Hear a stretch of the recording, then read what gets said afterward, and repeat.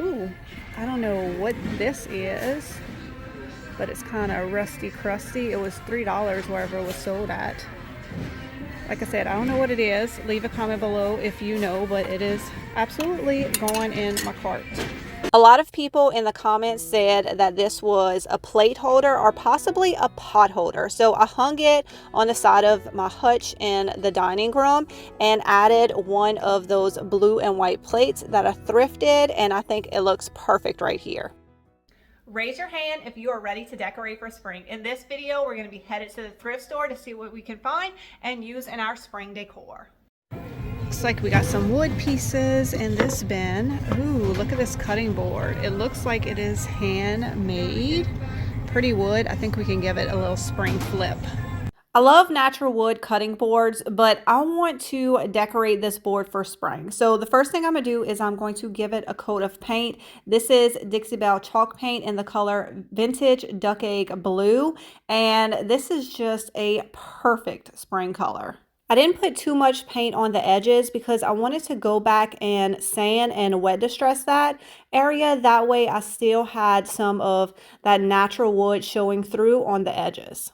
I want to apply a transfer to this piece, and since it is chalk paint, I do need to seal it. So I'm going to use Dixie Belle Clear Coat in a flat finish. This is IOD's Rose Botanical Transfer. It is 8 pages of lots of different beautiful colored roses, lots of different sizes, and also a lot of typography. I'm thinking that these yellow roses are really going to pair perfectly with the Dixie Belle Vintage Blue Chalk Paint. And this transfer fits perfectly on this cutting board. So I have my transfer tool. It comes with all your transfers, and you just rub it and it starts to transfer, and it's really as easy as that. Look how beautifully this came out. I really love this color combination. Oh my gosh, y'all, how amazing does this look with all of my wood and white decor? And I was also thinking, if you wanted to give it an even more vintage look, you could apply a layer of antiquing glaze on it after you were done. I found this beautiful blue china. This is just a white piece here, but I really like this. I don't know, just to put in my decor. Look how pretty. There's no markings on it, but I got a set of bowls.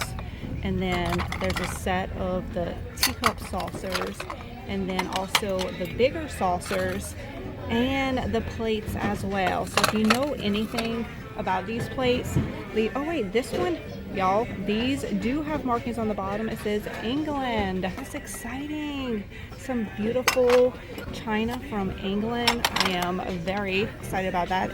So much china at the thrift stores, y'all, and sometimes it is really hard to pass up. As you can see, I have a whole collection of white pottery, and then these blue pieces I thought would be perfect to add in. So I'm taking this whole set and just kind of separating it and adding it into my decor. I like taking the flat plates of all sizes and putting them in the background. I like layering them with different colors and baskets, and then you can also stack them on top of each other and put a teapot or a creamer on top of it. That is my favorite. I put some plates back here, and then with this new color scheme I added in, I felt like these Crocs with the botanicals on them didn't really go, so I just simply turned them around.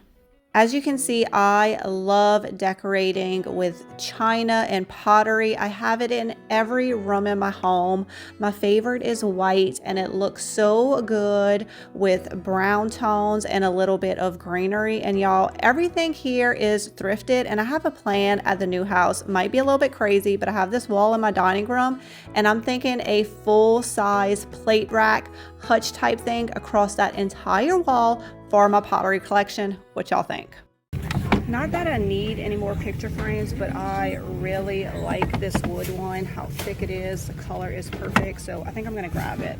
Even if a frame is professionally matted, it's really easy to get rid of that with an X-Acto knife, and a butter knife is perfect for handling these little metal things on the back.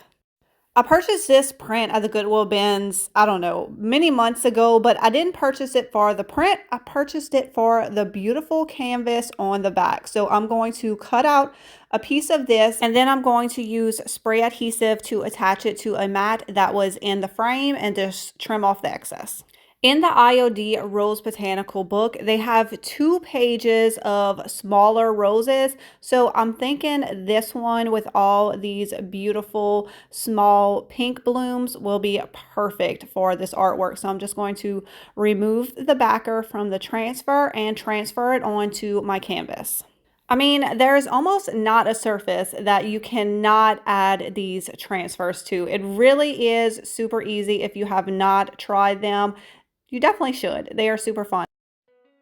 One thing there's no shortage of at the thrift store is frames. So imagine how many pieces of artwork you could make with thrifted frames and the IOD Rose Botanical Transfer. Everyone has been talking about AG1, so I decided to add it to my daily routine a few months ago. And I want to thank AG1 for sponsoring today's video.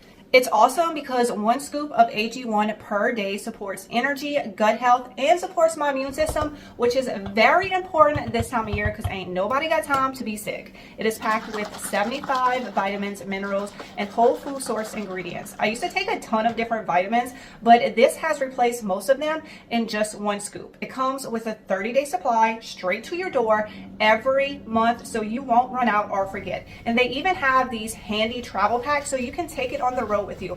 Actually, while you're watching this, I am at Atlanta Mart, and if you've ever been to Market, you know you need all the energy you can get. So you know these little handy travel AG1 packs came with me. I know a lot of people like to drink it first thing in the morning, but I actually like to drink it between lunch and dinner. I really feel like it helps my energy level at that time when it would normally drop.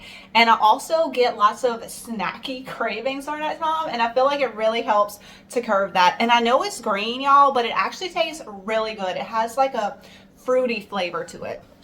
So if starting a new healthy routine in 2025 was on your goal list, then AG1 might be perfect for you. Y'all use the link in my description or scan the QR code on my screen to subscribe, and you're going to get $20 off your first subscription. They just brought out a new bin and I found 2 baskets. I love this one. The size, the shape, the color is perfect. It is in really good condition. I thought that this basket would look perfect on my shelf where this picture was. So I placed it on there on top of some plates, and then I added in my favorite cotton tea towel. This is a new item on the website. It is the Late Bloomers collection, which is my favorite. And this is a little candle ring. I think it is the perfect spring colors, and no vignette is complete without a little wooden piece. It looks perfect right here. And the thing I love about spring decor is it really looks great all year long if you don't want to change it out. In addition to the Late Bloomer candle ring in white, I got some new and restocked items on the website, so I wanted to go ahead and show y'all that. This is the rain wash bush. Look how beautiful this is and perfect for spring. You've probably seen in my last few videos me staging with this cutie. Look at this cast iron chippy white bird. He is perfect. I used him to decorate for Christmas, and I'm also going to be using him to decorate for spring. That one is selling out fast, so if you like him, you might want to grab him. Also, always staging with these towels, and I actually do use them in the kitchen. They are great, so y'all grab these as well. They're on my website, juliesdesignsandsigns.com, and of course I'll have all of this linked in the description for y'all. Okay, this is another one of my favorites that is all over my house. This is the lamp lighter buds, and let me just show y'all how beautiful this lays. So love, love, love these. Those are going to be perfect for spring. And I have 2 half spheres for y'all. This is a boxwood. Boxwood is great all year long. You can't go wrong with this. And half spheres are just so easy. They look great on their own. You can put them in something. And this is the Serif Vine half sphere. The Serif Vine collection is one of my favorite for spring. I'm trying to get more in, but they're so popular that they keep selling out at the manufacturer as well. So if you like these, go ahead and grab them. And again, all of that is on my website, and I will have it linked in the description for y'all. This one I don't love. I like the nice wooden handles, but I don't know. I'm not loving the color on the basket, but I think that we can fix that. This is the absolute easiest, fastest way to paint a basket. I took my Fusion mister and I misted the basket and the paintbrush. You could do a wash by mixing water with the paint, but then I'd have to get a cup, I'd have to get water, I have to mix the paint in. That's too much work for me. So I like to just mist my items and mist the paintbrush and do a wash that way. I'm using Fusion all-in-one paint in the color Parchment, which is a nice bright white. I'm gonna go around the entire basket until it is fully covered, and I'm using white, but you could do this with any color. Look how good this basket came out, and it was easy peasy, did not take long at all. I think I'm gonna style it right here on the hutch behind me. I'm going to take the items that I already have in this corner, like this beautiful bowl with the Cape Bay half sphere. Look at this cute little bowl right here with some soap. Why you need soap in your dining room, I don't know, but it has a bee on it and it's cute. And I had a smaller towel in it, and I had more room in this basket, so I went and grabbed a bigger tea towel to put in there, and then I also put this rolling pin in the back of the basket as well.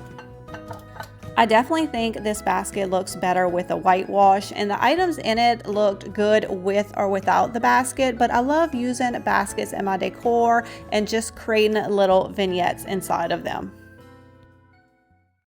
They have a few bins of books out today. I think I'm going to grab a few and make a little spring book stack with these. The main thing I look for when I'm doing book stacks is the page color to try to get, I like to do three, so three that look good together. You don't want, a white one and then an orange one. So I like to try to find ones that have nice aged pages, and then three that stack together well and look good together. So maybe like these three right here.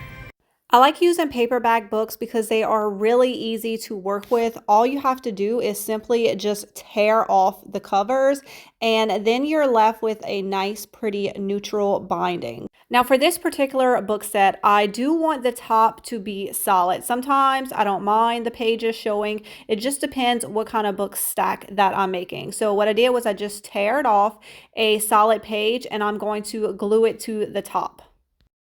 The great thing about the IOD Rose Botanical transfer is it has transfers in so many different sizes, so you could really find the perfect one for your project. I think this pink rose bush is going to be perfect, and I wanted to put it not only on the top of the book, but I want it coming down the sides of the book. So I think the easiest way to do this is to cut the transfer up in different parts.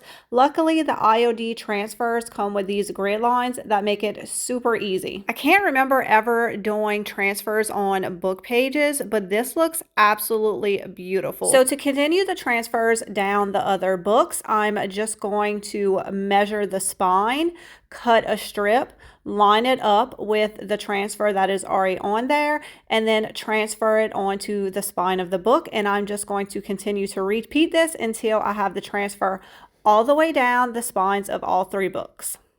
It was not difficult. It transferred very easily onto the book. It did take a little more effort because when you transfer something, it is best for it to be a hard surface. And, the spine had a little bit of movement, so that made it a little more tricky, but definitely not difficult. I want the books to stay perfectly in place and lined up, so I'm going to hot glue them together. This is looking so great. I love how the transfers look on the torn spines of these books, and I really like wrapping up my book stacks with some twine, string, lace, but I don't want to cover up this transfer too much, so I found this very thin pink string in my stash, and I'm going to wrap it up with that.